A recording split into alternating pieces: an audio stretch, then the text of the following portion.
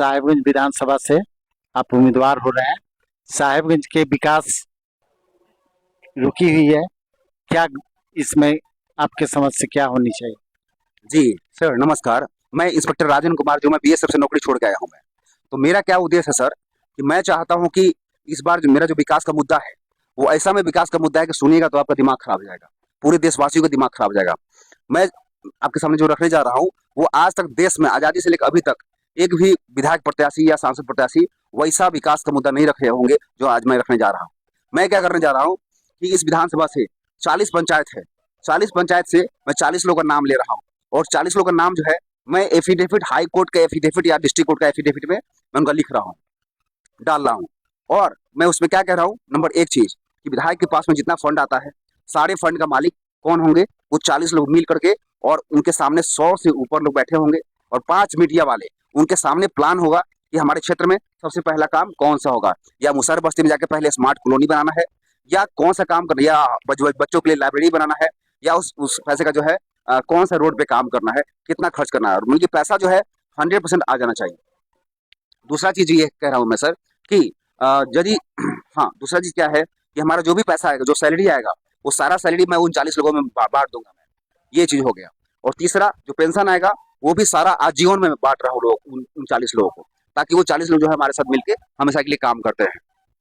Next क्या point है मेरा सर, कि साहेबगंज विधानसभा में 100 में से 90 लोग, 92 लोग जो है सर, वो लगभग जो है एक तरह से किसान है, मजदूर है, छोटे मोटे बिजनेसमैन है।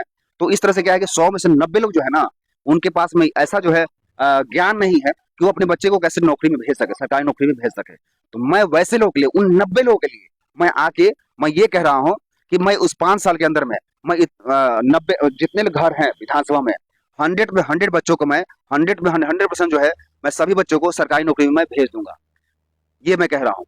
और नेक्स्ट ये क्या कर रहा हूँ मैं, कि जितना भी हमारा खेत है, सारे खेतों में मैं 10 रुपए जो है घंटा, वो मैं पानी पहुंचा दूंगा अगले 6 महीने के अंदर में। फिर ये मैं कह रहा हूँ कि जो भी लोग हैं जो आपस में एफआईआर करते हैं थाना में, पुलिस में, और पैसे उनके पुलिस वाले, वकील, फिर ये वो बहुत लोग खाते हैं। तो मैं चाहता हूँ कि जो भी लोग एफआईआर करे, हमारे संगठन के पास पहले आएंगे, संगठन जो बनेगा, संगठन फैसला कर देगी कि आपको एफआईआर हम लोग निपटारा कर देंगे, तो ठीक है। निपटारा नहीं हुआ तब हो जाएंगे थाना में, और हमसे बिना पूछे कोई चला गया तो किसी का, उसके अगेंस्ट जो है हमारी पूरी टीम रहेगी। ये मैं कह रहा हूँ सर। जो मैं अगले 5 सालों में मैं जो घर घर नौकरी देने की बात कर रहा हूँ, यदि घर घर सरकारी नौकरी हो गया ना सर, तो सपोज 20,000 बच्चे को मैं नौकरी दे रहा हूँ, 20,000 में 5,000 बच्चे जो है ना, ऑटोमेटिकली वो इंटर कास्ट शादी कर लेंगे।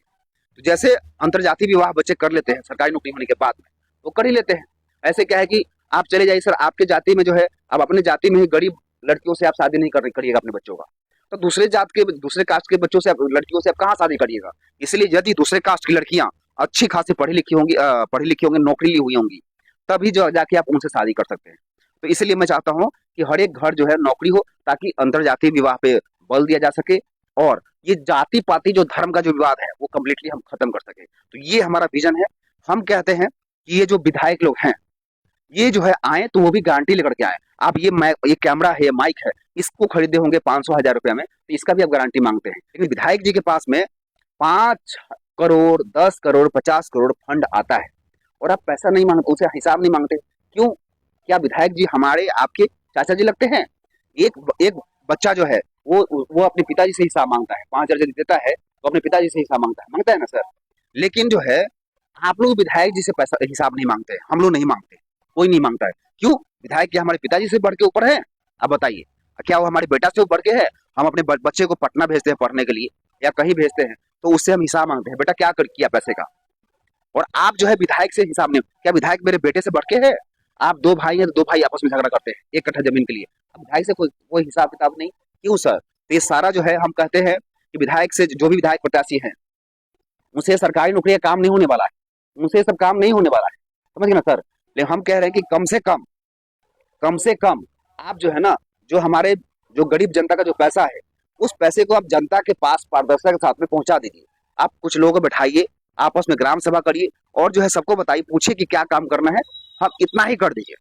हम विधायकगिरी नहीं करेंगे सर, समझिए ना सर। लेकिन हम यदि आ गए, आप पूछते ना विकास की क्या परिभाषा है, लोग कहते हैं शांति, शांति चाहिए, सुखी चाहिए। अरे शांति तो है ही, जैसे हमारे मुख्यमंत्री जी आए हैं, तब से जो है 2005 के बाद से मोबाइल आया, इंटरनेट आया, अब पुलिस का टीम जो है थाने में बनी, बढ़िया हमारा प्रशासन हुआ, तब के बाद तो शांति शांति ही चल रहा है।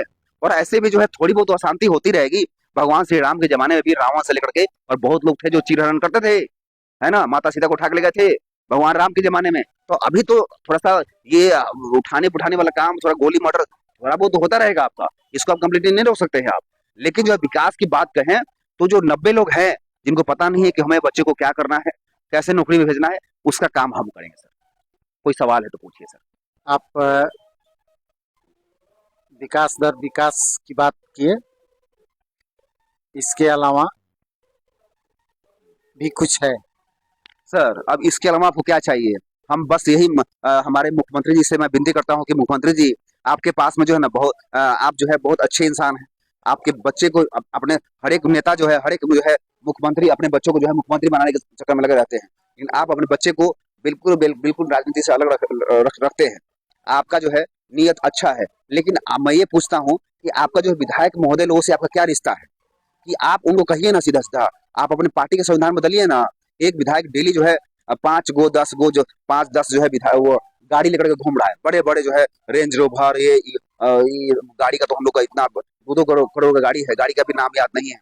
और ये विधायक लोग 2-2 करोड़ गाड़ी में घूम रहे हैं। आप इलेक्ट्रिक गाड़ी आ गया, दीजिए ना इनको। आपका डेली कितना तेल बर्बाद हो रहा है पता है मुख्यमंत्री जी? तो हम कहते हैं कि मुख्यमंत्री जी, ये जितने विधायक लोग आपके 242 लोग हैं, आपके क्या लगते हैं ये? आपको अपने पार्टी का संविधान बदलने में क्या दिक्कत है? कहिए कि हाँ, हम जो है हमारा जो भी विधायक होगा, जो भी खर्चा होगा, वो खर्चा जो है आम जनता के सामने सार्वजनिक करके या उनसे पूछ के तब काम करेंगे। तो इतना करिए ना मुख्यमंत्री जी, आपसे मैं हाथ जोड़ के विनती कर रहा हूँ। लालू जी, आपके पास तो बहुत संपत्ति है, अब क्या चाहिए आपको बताइए ना? इतने बड़े बड़े मॉल से लेकर के इतना बड़ा जमीन जायदाद सब चीज है। लालू जी क्या चाहिए बताइए ना? आप प्लीज जो है अपने तेजस्वी जी को मुख्यमंत्री बनाना चाहते हैं तो कह दीजिए ना, एक बार घोषणा आप ही पहले कर दीजिए ना कि हाँ, हमारे पार्टी में जो राजद पार्टी में है, राजद गठबंधन में जो भी लोग हैं, जो भी विधायक बनेंगे एफिडेविट के साथ दे रहे हैं। घोषणा पत्र मत दीजिए, घोषणा पत्र हाई कोर्ट से एफिडेविट में लिख दीजिए। जैसे मैं देने जा रहा हूँ, मैं हाई कोर्ट से या डिस्ट्रिक्ट कोर्ट से एफिडेविट में लेके आ रहा हूँ कि मैं जो भी करूंगा एफिडेविट के माध्यम से करूंगा। तो आप एफिडेविट में लाइए, बिल्कुल लिखित में लाइए। आप माननीय सुप्रीम कोर्ट को बताइए कि यदि हम ये नहीं करते हैं तो आप मेरे ऊपर मुकदमा कीजिए, ये कीजिए। क्या दिक्कत है लालू जी? क्या दिक्कत है नीतीश कुमार जी? प्लीज आपसे मैं हाथ जोड़ के विनती कर रहा हूँ, आप जो है जनता का पैसा जनता तक पहुंचने दीजिए। ये 5,000 10,000 बांटने से कुछ भी नहीं होने वाला है जी।